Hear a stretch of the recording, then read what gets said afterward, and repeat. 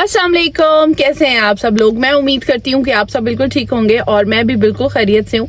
आज जो है एक स्पेशल टॉपिक के साथ आज मैं एक वीडियो बना रही हूँ, एक स्पेशल इन्फॉर्मेशन के लिए। बहुत सारे लोगों के मुझे काफ़ी ज़्यादा कमेंट्स आए हुए थे कि प्लीज़ आप इसके ऊपर एक वीडियो बनाएं। वीज़ा प्रोसेस, जो कि पेरेंट्स का वीज़ा है, वो कैसे लगवाया जाता है, कौन से डॉक्यूमेंट्स चाहिए होते हैं, या फिर आजकल जो वीज़ाज जो है बहुत ज़्यादा रिजेक्ट हो रहे हैं, इसके ऊपर बहुत सारे लोग परेशान हैं कि हम लोग जेन्युइन रीजंस के ऊपर वीज़ा अप्लाई कर रहे हैं लेकिन रिजेक्ट हो जाता है।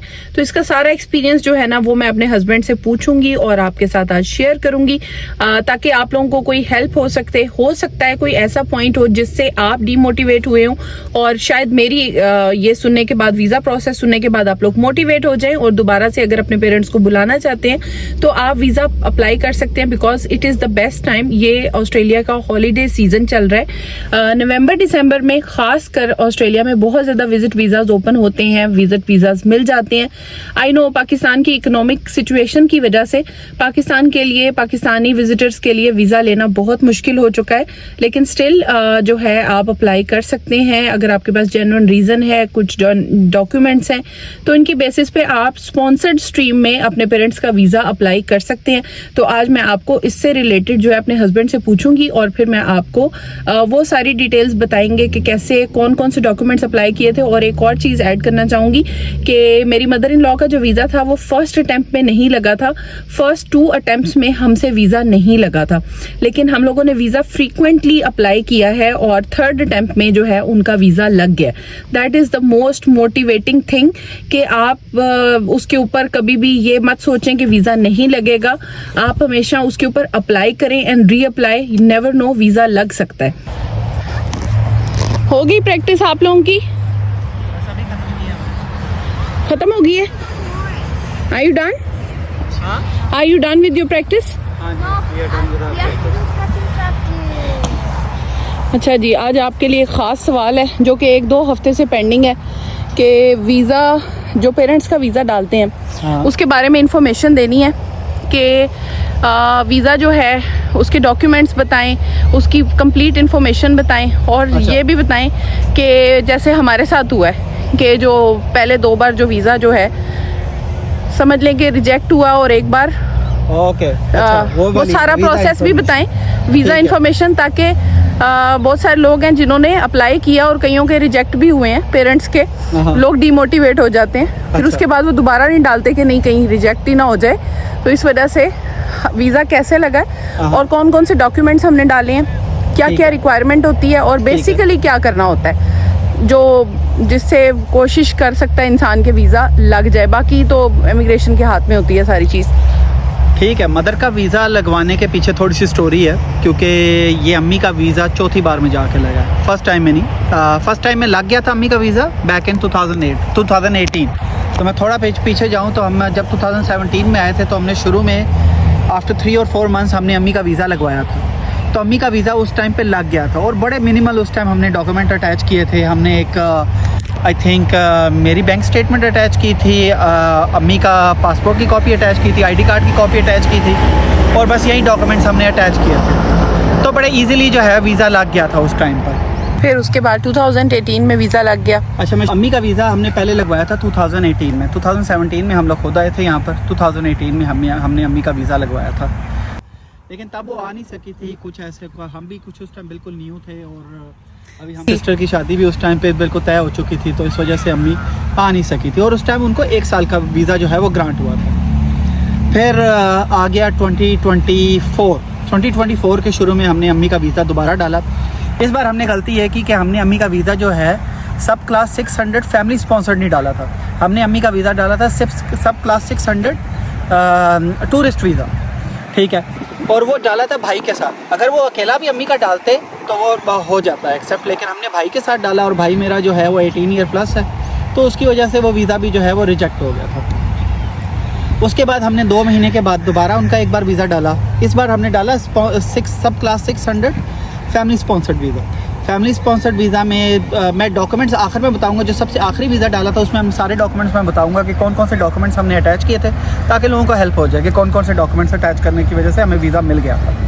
तो 600 हमने वीज़ा डाला भाई के साथ, वो भी उन्होंने रिजेक्ट कर दिया बिकॉज दे सेड के उन्होंने रीज़न ये दी थी कि Economic conditions विजिटर नहीं लगते हैं और देयर आर चांसेस के हमें ना वो मतलब अब हमने जो उनको यकीन दिलाना होता है इमिग्रेशन को कि ये बंदा जो आ रहा है कंट्री में एंटर हो रहे हैं जिनको हम बुला रहे हैं ये वापस जाएंगे कि नहीं। तो मैं भी डॉक्यूमेंटेशन इतनी स्ट्रांग नहीं थी तो उनका वीज़ा रिजेक्ट हो गया। एक रीज़न उसकी एक जो पोटेंशियल रीज़न है ना रिजेक्ट होने की वो ये थी कि 2 भाई ऑस्ट्रेलिया के अंदर हैं और उनके कोई ऐसी रीज़न नज़र नहीं आ रही कि वो वापस जाएंगे, और एक भाई जो पाकिस्तान में वो भी बाहर आ रहा है, ऑस्ट्रेलिया में विजिटर वीज़ा पे आ रहा है और अम्मी का वीज़ा उसके साथ अटैच था। तो मे बी एक पोटेंशियल रीज़न थी क्योंकि यंग लोगों का वीज़ा ऑस्ट्रेलिया में विजिटर वीज़ा बड़ा कम ही लगता है और पाकिस्तान जहाँ पे इकोनॉमिक सिचुएशन गलत हो चुकी है तो इस वजह से वो हर एक को रिजेक्शन में एक ही पॉइंट देते हैं, आपकी पाकिस्तान की इकोनॉमिकल सिचुएशन, इसके ऊपर वीज़ास बहुत रिजेक्ट किए जाते हैं। बेसिकली रीजंस कुछ और होती हैं लेकिन सबको एक जैसा ही ऑलमोस्ट मोर और लेस आंसर किया जाता है। तो कुछ ऐसे ही रीज़न लिख के उन्होंने हमें जो है वीज़ा रिजेक्ट किया था कि जी हमें लगता नहीं है पोटेंशियली कि ये वापस जाएंगे, और इकोनॉमिक कंडीशंस और इन सब की बेस पे उन्होंने वीज़ा उस टाइम रिजेक्ट कर दिया था। अच्छा, उसके बाद हमने अम्मी का वीज़ा अकेले डाला, अगेन सब क्लास 600 फैमिली स्पॉन्सर्ड। उसमें एक फॉर्म होता है फॉर्म 457I, वो हमारी गलती थी, हम वो फॉर्म ठीक से अटैच नहीं किया। वो फॉर्म क्या होता है? वो फॉर्म ये होता है कि आपने जो है विजिटर की सारी डिटेल फिलअप करनी होती है, उसमें काफ़ी सारे सेक्शंस होते हैं, आपने अपनी डिटेल फिल करनी होती है, अपना एड्रेस वगैरह देना होता है, इस तरह की डिटेल देनी होती है और उसमें आप सारी इन्फॉर्मेशन देते हैं जो उन्होंने मतलब फॉर्म में मांगी होती है और आप उसको ऑनलाइन अटैच करते हैं। ठीक है, तो वो हमने उसके साथ अटैच कर दिया था, लेकिन वो फॉर्म में गलती ये हुई कि हमने उसके 3 पेजेस अटैच किए, 1 पेज अटैच ही नहीं किया। जब हमने स्कैन किया डॉक्यूमेंट, प्रॉबेबली हमारी मिस्टेक थी, हमने डॉक्यूमेंट ठीक से स्कैन नहीं किया था, उसकी वजह से जो था ना वो फॉर्म ठीक से अटैच नहीं हुआ था, तो हमारा वीज़ा रिजेक्ट नहीं हुआ था। इन दिस केस हमारी एप्लीकेशन जो थी इनवैलिड हो गई थी। तो इनवैलिड जब आपकी एप्लीकेशन हो जाती है तो मैं ये भी बता दूं कि आप अपनी जो रिफ़ंड रिक्वेस्ट कर सकते हैं। हमने भी रिफ़ंड रिक्वेस्ट किया था और हमें $190 जो है वो पूरे आए थे। इन सारे वीज़ाज़ की जो फ़ीस है वो $190 है, जो सब क्लास 600 फैमिली स्पॉन्सर्ड है उनकी फ़ीस $190 है, जो टूरिस्ट वीज़ा है उसकी फ़ीस आई थिंक $150 या $160 है। ठीक है, तो उसके बाद हमने एक बार और अम्मी का वीज़ा उसके फ़ौरन बाद दोबारा जो है अप्लाई किया। जब दोबारा हमने सारा वीज़ा अप्लाई किया, इस बार हमसे एक और गलती हुई जो हमारी मिस्टेक थी। अगेन इंसान गलतियों से ही सीखता, तो हमने एक और गलती की इस बार कि हमने अम्मी के बायोमेट्रिक जो था वो जो है अटैच नहीं किया था। हमने उनका बायोमेट्रिक करवाया ही नहीं बिकॉज वी थॉट कि उनका जो पिछला बायोमेट्रिक है वही जो है चल जाएगा, क्योंकि अभी 10 दिन पहले उनका वीज़ा रिजेक्ट हुआ था इस वजह से कि उनका जो फॉर्म हमने ठीक से अटैच नहीं किया था। लेकिन और मैंने कहीं गूगल करके पढ़ा भी, जो कि शायद मेरी मिस्टेक भी है, और मैंने फिर उनको कॉल करके भी पूछा तो उन्होंने कहा कि हाँ वो बायोमेट्रिक जो है वो चल जाता है अगर विदिन 2 मंथ्स से ज़्यादा ओल्ड ना हो।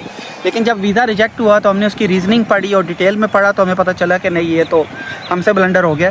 जो टूरिस्ट वीज़ा है, जो फैमिली स्पॉन्सर्ड वीज़ा है, उसमें आपको हर दफ़ा बायोमेट्रिक दोबारा कराना नहीं, एनीवेज हर वीज़ा के लिए उन्होंने लिखा हुआ है, हर वीज़ा के लिए। हाँ। मे भी हर वीज़ा के लिए, तो ये खैर हमारी गलती थी। ये एक बहुत बड़ा पॉइंट है जो मैं हाईलाइट करना चाहूँगी क्योंकि हमसे ये मिस्टेक हुई भी है। तो मैंने जब उसकी दोबारा से मैंने भी रीड किया था तो उसमें लिखा हुआ था कि ईच एप्लीकेशन, कोई भी एप्लीकेशन जब जाती है विद इन फ्यू डेज हमने दोबारा एप्लीकेशन डाली, यानी कि एक बार जब इनवैलिड हुई तो within I think 1 week के अंदर हमने दोबारा वीज़ा अप्लाई किया। तो जब हमने अप्लाई किया तो फ़ौरन ऑटोमेटेड एक रिस्पांस होता है कि आपको बायोमेट्रिक कराना है, और जब हम बायोमेट्रिक का टाइम आया तो हमने सोचा कि 10 दिन पहले बायोमेट्रिक हुआ है। आसिम ने उधर से रीड किया और उसके बाद कॉल की तो उन्होंने कहा कि अगर आपका बायोमेट्रिक 2 मंथ से पुराना नहीं है तो आपका बायोमेट्रिक चल जाएगा। लेकिन जब उन्होंने रिजेक्ट किया, वो भी 21 डेज़ तक वो वेट करते रहे। हम सोचते रहे कि वीज़ा आ नहीं रहा, रिप्लाई नहीं आ रहा। 21 डेज़ के बाद वीज़ा रिजेक्ट हो गया ऑन द बेसिस ऑफ कि आप लोगों ने बायोमेट्रिक प्रोवाइड नहीं किया। तो ये सेकंड रिजेक्शन हुई थी। नहीं, ये हाँ सेकंड रिजेक्शन इस साल की, हाँ इस साल की सेकंड रिजेक्शन हुई थी। उसके फौरन बाद हमने तीसरी बार दोबारा अम्मी का वीज़ा डाला। हाँ, ठीक है, विद इन फ्यू डेज दोबारा, विद इन फ्यू डेज हमने दोबारा अम्मी का वीज़ा डाला, सारे डॉक्यूमेंट्स अटैच किए, उनका बायोमेट्रिक दोबारा करवाया। तब तक उनका मेडिकल नहीं आया था। अब जब तीसरी बार हमने उनका वीज़ा डाला, उसमें मैं आपको बता देता हूँ हमने डॉक्यूमेंट्स क्या क्या अटैच किए थे। तो इस बार वीज़ा जो था वो जो था मोर स्ट्रॉन्ग साइड की तरफ हम लोगों ने करना था। तो डॉक्यूमेंट्स ऑलमोस्ट सेम ही लगते हैं, लेकिन आप चेक कर सकते हैं, कई बार आपको कोई डॉक्यूमेंट ऐसा होता है जो हेल्प कर जाता है। पिछली 2 बार जब हमने वीज़ा डाला रिजेक्ट तो वो इसी वजह से हुआ, लेकिन हम लोगों ने सोचा इस बार डॉक्यूमेंटेशन में कोई कमी नहीं होनी चाहिए, तो हमने मज़ीद डॉक्यूमेंट्स बढ़ाए। और तो इसमें हमने जो डॉक्यूमेंट्स अटैच किए थे वो था नेशनल आईडी कार्ड अम्मी का, पाकिस्तान का, ठीक है। अम्मी का हमने FRC अटैच किया था, फैमिली रजिस्टर सर्टिफिकेट अटैच किया था, अपना स्टेटमेंट ऑफ पर्पस कि अम्मी क्यों ट्रैवल करना चाहती है, ये सबसे इम्पोर्टेंट है, ठीक है। और उसमें हमने बड़ी स्ट्रॉन्ग रीजंस भी दी थी कि वो क्यों ट्रैवल करना चाहती है, हम उनको बुलाना चाहते हैं, हम उनकी देखभाल करेंगे, हम उनका ख्याल रखेंगे, वो यहाँ पर रहेंगी।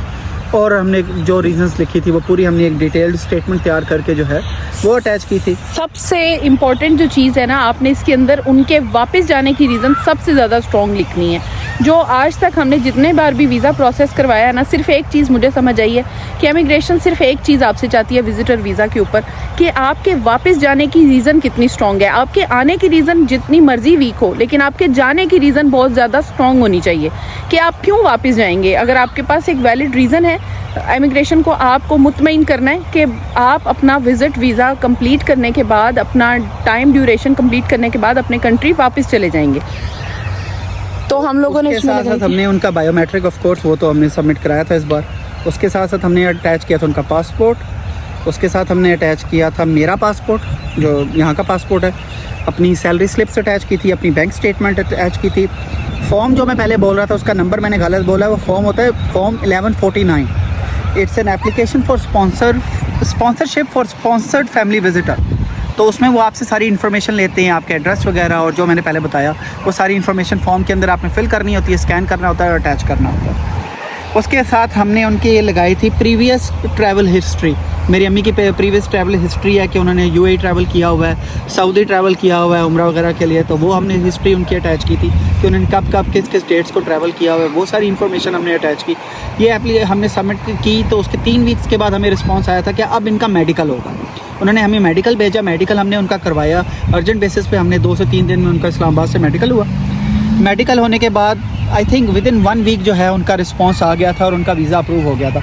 इसमें मैं एक चीज़ बता दूं, हमने उनका वीज़ा 3 मंथ्स के लिए अप्लाई किया था और हमें 3 मंथ्स का ही मिला है। कई लोगों को ये होता है कि वो 3 मंथ्स का अप्लाई करते हैं तो उनको 1 ईयर का भी मिल जाता होता है। हमने 3 मंथ्स का ही अप्लाई किया था, हम इससे ज़्यादा का अप्लाई करना नहीं चाहते थे कि हम रिस्क नहीं लेना चाहते थे कि हम 1 ईयर का अप्लाई करें इस बार भी तो रिजेक्ट ना हो जाए। आप बार बार वीज़ा अप्लाई कर सकते हैं। हमने 1 2 3 4 या 5 बार हमने टोटल मिला के वीज़ा अप्लाई किया और हर बार हमने कुछ नया सीखा ही इससे और हम उसमें बेहतर होते गए और आखिर जो फाइनली हमने जो है वीज़ा उनका लगवा लिया था।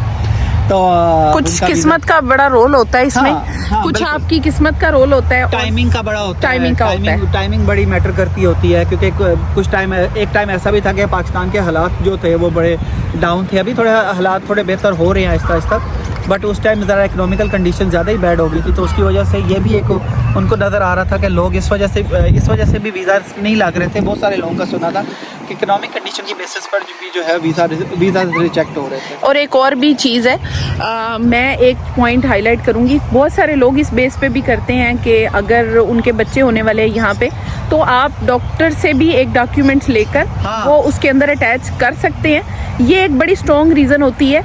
आप ये भी एक डॉक्टर से डॉक्यूमेंट मिलता है, उसको आप अटैच करें, अपनी जो आपकी मिडवाइफ है उससे लेके आप वो लेटर जो है उसमें अटैच कर सकते हैं, वो हेल्प करेगा आपको।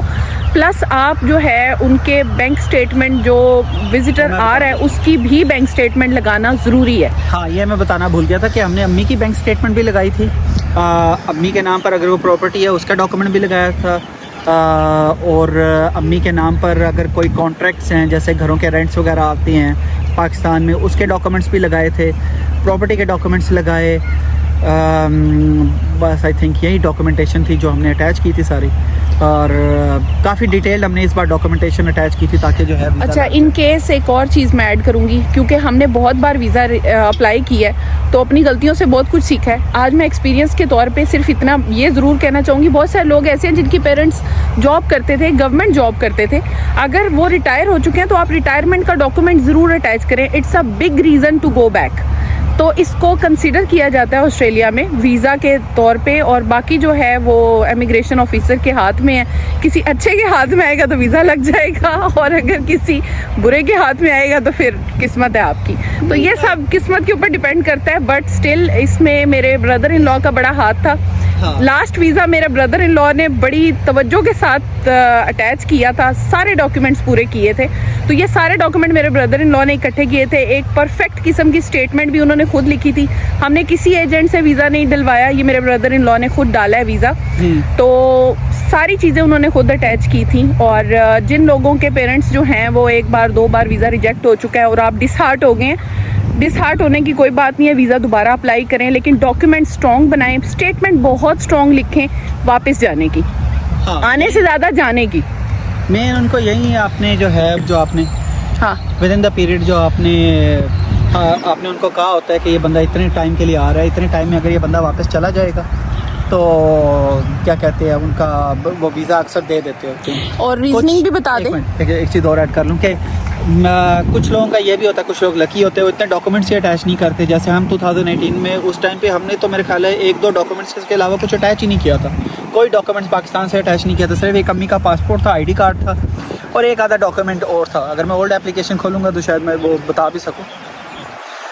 लेकिन अभी भी रिसेंटली कुछ लोगों ने अब अम्मी के अपने पेरेंट्स के वीज़ा लगवाए हैं विद मिनिमल डॉक्यूमेंट्स और उनके लग भी गए। पर बहुत सारे लोगों ने बहुत डिटेल्ड डॉक्यूमेंट्स भी डाले हैं, फिर भी वीज़ा नहीं लगे। जैसे हमने शुरू में डॉक्यूमेंट्स अटैच करने शुरू किए तो शुरू में हम बड़े मिनिमल डॉक्यूमेंट्स अटैच करते थे, बट विद टाइम हमने सीखा कि नहीं, स्टेटमेंट बड़ी इंपॉर्टेंट है। स्टेटमेंट बड़ी इंपॉर्टेंट है, स्टेटमेंट अच्छी देना बड़ी इंपॉर्टेंट होती है। तो वो हमने बड़ी स्ट्रॉन्ग बनाई थी इस बार, स्ट्रॉन्ग रीज़न दी थी कि वो वापस ज़रूर जाएंगी। और इस बार फिर हमने अम्मी का वीज़ा भी डाला, अम्मी का वीज़ा इस बार लग गया था। तो ये इस वजह से ये मोटिवेशनल वीडियो है। बहुत सारे, मैं जितने भी लोगों से मिलती हूँ ना, तो अक्सर लोग मुझे मिलके कहते हैं हमने भी पेरेंट्स का वीज़ा अप्लाई किया था लेकिन रिजेक्ट हो गया, तो फिर दोबारा हिम्मत ही नहीं की। तो वो कहते हैं कि आपने कैसे अप्लाई किया। मैंने सोचा कि मैं इसके ऊपर एक डिटेल्ड वीडियो बना देती हूँ। अच्छा, 1-2 सवाल मुझे कमेंट्स में आए थे, 1-2 मुझे DMs में, इंस्टा पे भी लोगों ने पूछा है कि जी आपकी मदर इन लॉ जो हैं वो फाइलर हैं या नॉन फाइलर हैं।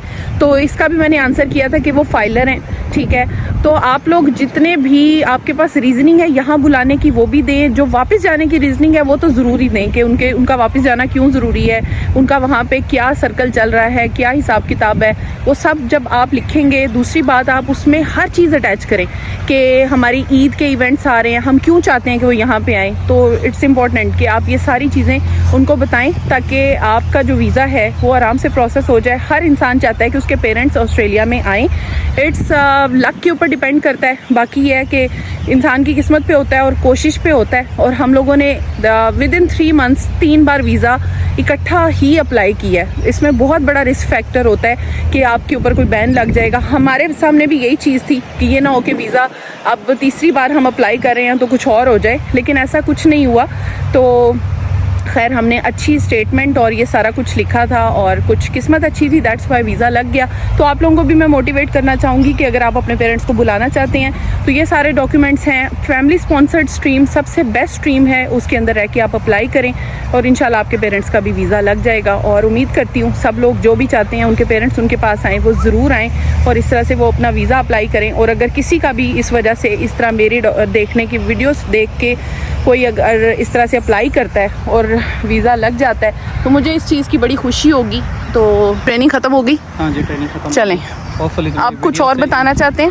आई थिंक इनफ इन्फॉर्मेशन है, ये काफ़ी लोगों को हेल्प करेगी। और अगर किसी को कुछ चाहिए पूछना होगा तो वो मुझे कमेंट में पूछ सकता है। हाँ ऑफ कोर्स, चलो बता देना जो भी इन्फॉर्मेशन चाहिए होगी। चले, बट होपफुली बहुत सारे लोगों को हेल्प होगी और बहुत सारे लोगों के पेरेंट्स का वीज़ा लगेगा इससे। इंशाल्लाह ये एक बहुत बड़ी चीज़ है। अगर किसी का भी वीज़ा लगता है तो आई एम वेरी हैप्पी कि कोई अगर अपने पेरेंट्स को बुला सके, और अगर कोई किसी वजह से डीमोटिवेट हो गया तो मोटिवेट हो जाए। अच्छा जी, मेरी बेटी ने एक और मशवरा दिया। उसने कहा जी कि आप अपनी ऑडियंस से ये बात कहें कि अगर आप लोगों को ऐसी कोई इन्फॉर्मेशन चाहिए हो और अगर आपको मेरी इन्फॉर्मेशन समझ में आती है तो आप मुझे कमेंट्स में ज़रूर आइडियाज़ दिया करें और ज़रूर इस तरह के क्वेश्चंस पूछा करें, सो दैट मैं उनके आंसर्स इस तरह डिटेल से आपको दे सका करूं। तो आई होप आपको मेरी आज की वीडियो व्लॉग बहुत इन्फॉर्मेटिव लगा होगा। और ये व्लॉग ऐसा है कि अगर आप अभी नहीं अप्लाई करते वीज़ा आप नेक्स्ट ईयर करते हैं तो भी आपको हेल्पफुल होगा आपके लिए, क्योंकि मोर और लेस चीज़ें सेम ही होती हैं, सिर्फ पॉलिसीज़ बदलती हैं। बाकी जो मुझसे स्टूडेंट वीज़ा की इन्फॉर्मेशन के बारे में पूछते हैं, मैं अक्सर उनको इतना ज़्यादा इन्फॉर्म नहीं कर पाती, लेकिन ये वीज़ा हमने खुद लगवाया है, दैट्स वाई बहुत सारे जो यहाँ पे लोग हैं उनके लिए मैंने ये वीडियो बनाई है कि अगर आप बुलाना चाहते हैं तो आप ज़रूर कोशिश करें और इंशाल्लाह अल्लाह ताला आपकी मदद करेंगे।